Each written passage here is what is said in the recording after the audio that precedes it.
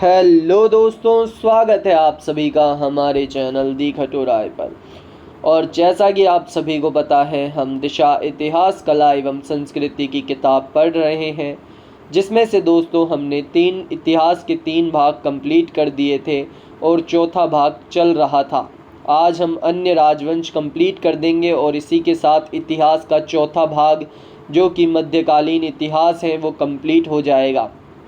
इसे स्टार्ट करने से पहले मैं आप सभी को जानकारी दे देना चाहता हूं दोस्तों कि आज क्या कल डिप्टी जेलर का एग्ज़ाम हुआ था, जिसके अंदर 200 जीके के क्वेश्चंस आए थे। उसमें से दोस्तों मुझे बच्चों ने क्या, अपने भाई बहनों ने जिन्होंने हमारी पीडीएफ ली थी राजस्थान जीके की, उन्होंने मैसेज कराया कि भैया 40 से 45 क्वेश्चन सेम आए हैं इसमें से।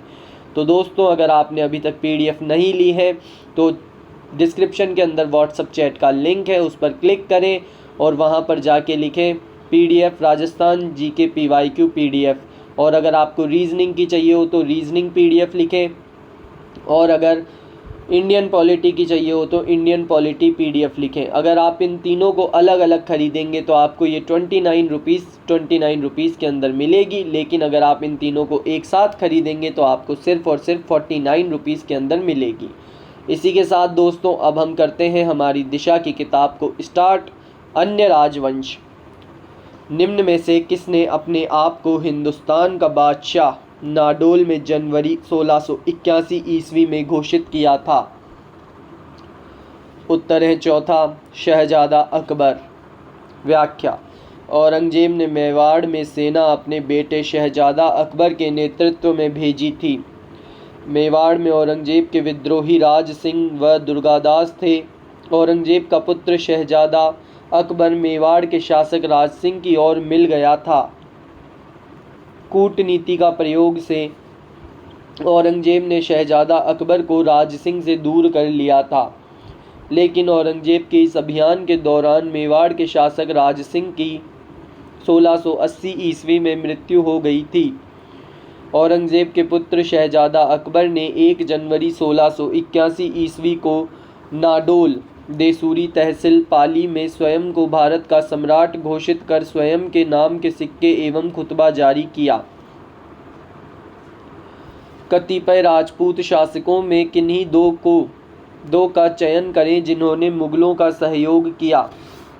उत्तर है दोस्तों पहला, यानी कि मानसिंह एवं राय सिंह। व्याख्या।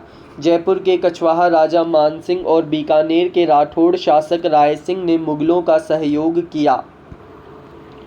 सन 1177 सामंत सिंह के द्वारा देश के हाथों पराजित होने के बाद डूंगरपुर राज्य की स्थापना की गई थी। उत्तर है चौथा, कीर्तिपाल चौहान। व्याख्या। 1177 ईस्वी के लगभग जालोर के चौहान शासक कीर्तिपाल कीतू से पराजित होने के बाद मेवाड़ के गुहिलवंशी शासक सामंत सिंह ने मेवाड़ का राज्य छूट जाने पर दक्षिण की तरफ वागड़ में आकर 1178 ईस्वी के आसपास गुहिल वंश के राज्य की स्थापना की एवं वज्रपटक बड़ौदा को अपनी राजधानी बनाया। राजा बहादुर सिंह शेखावत कहाँ के राजा थे? उत्तर है पहला, खंडेला के। व्याख्या। विक्रम संवत 1720 में बहादुर सिंह खंडेला की राजगद्दी पर आसीन हुए। इन्होंने औरंगजेब की धर्म विरोधी नीतियों का विरोध किया था। जैसलमेर में 1550 ईस्वी में वहां के शासक लूणकरण के समय अर्धसाका हुआ, क्योंकि इसमें उत्तर है पहला, केसरिया तो हुआ किंतु जौहर नहीं हुआ। व्याख्या। अर्धसाका, यह साका महारावल लूणकरण के शासनकाल में हुआ था। इसे अर्धसाका इसलिए माना है क्योंकि इसमें वीरों ने केसरिया बाना तो पहना था, लेकिन पर्याप्त समय न होने के कारण महिलाओं ने जौहर नहीं किया। अतः राजपूत वीरों ने अपने हाथों अपनी ही तलवार से उन्हें मौत के घाट उतार दिया। किस में अर्धसाका हुआ? उत्तर है तीसरा, जैसलमेर में। जाट वंश का 18वीं शताब्दी के मध्य में किन भूभागों पर आधिपत्य था? उत्तर है पहला, भरतपुर एवं धौलपुर। व्याख्या 18वीं शताब्दी के मध्य में राजस्थान के पूर्वी भाग विशेषकर भरतपुर और धौलपुर पर जाट वंश का शासन था। भरतपुर के स्वतंत्र जाट राज्य का संस्थापक चूड़ामन था।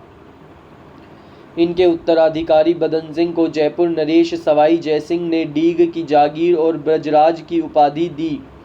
इनके पुत्र सूरजमल उपनाम जाट जाति के प्लेटो जाटों का अफलातून बचपन नाम सुजान सिंह ने सोधर के निकट भरतपुर में नवीन दुर्ग का निर्माण करवाया तथा इसे अपनी राजधानी बनाया। इनके पुत्र जवाहर सिंह ने विदेशी लड़ाकों की एक पेशेवर सेना बनाई।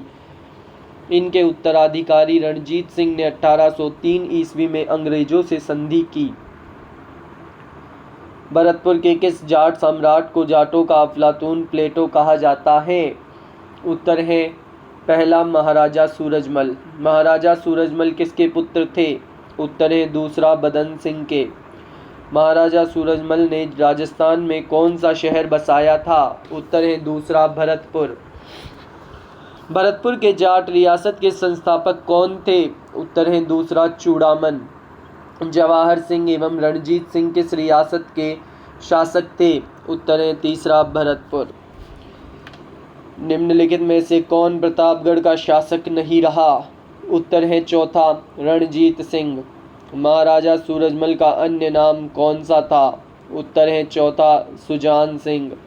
निम्न में से कौन टोंक मुस्लिम रियासत का संस्थापक था? उत्तर है पहला अमीर खां पिंडारी। टोंक राज्य का संस्थापक अमीर खां पिंडारी 1768 से 1834 ईस्वी तक राजा रहा था। तालाबे शाही धौलपुर का निर्माण जहांगीर के किस मनसबदार ने करवाया था? उत्तर है तीसरा सलेह खां।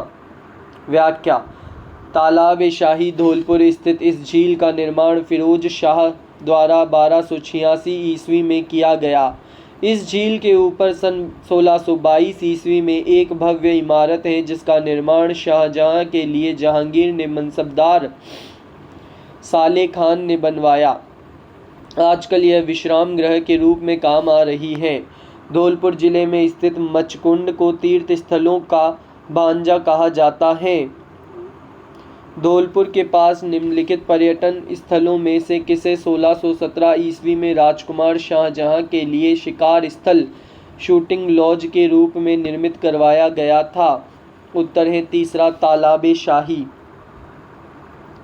निम्न में से राजस्थान का कौन सा शासक राजवंश यादव राजवंश से संबंधित है? उत्तर है दूसरा भाटी। व्याख्या जैसलमेर पर शासन करने वाला भाटी वंश अपने आप को चंद्रवंशी यादव एवं श्री कृष्ण के वंशज मानते थे।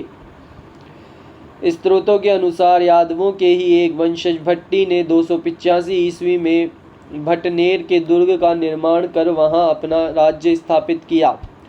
इनके वंशज भाटी कहलाए। गजनी के शासक ढूंढी द्वारा भट्टी के पुत्र मंगल राव परास्त होने पर तनोट जैसलमेर आ गए और वहां भाटी वंश की दूसरी राजधानी स्थापित की। राजस्थान में यादव राजवंश कहाँ शासन करता थे? उत्तर है तीसरा करौली एवं जैसलमेर दोनों में। व्याख्या यादव राजवंश का करौली एवं जैसलमेर में शासन था। करौली में यदुवंश की स्थापना विजयपाल यादव द्वारा 1040 ईस्वी में की गई।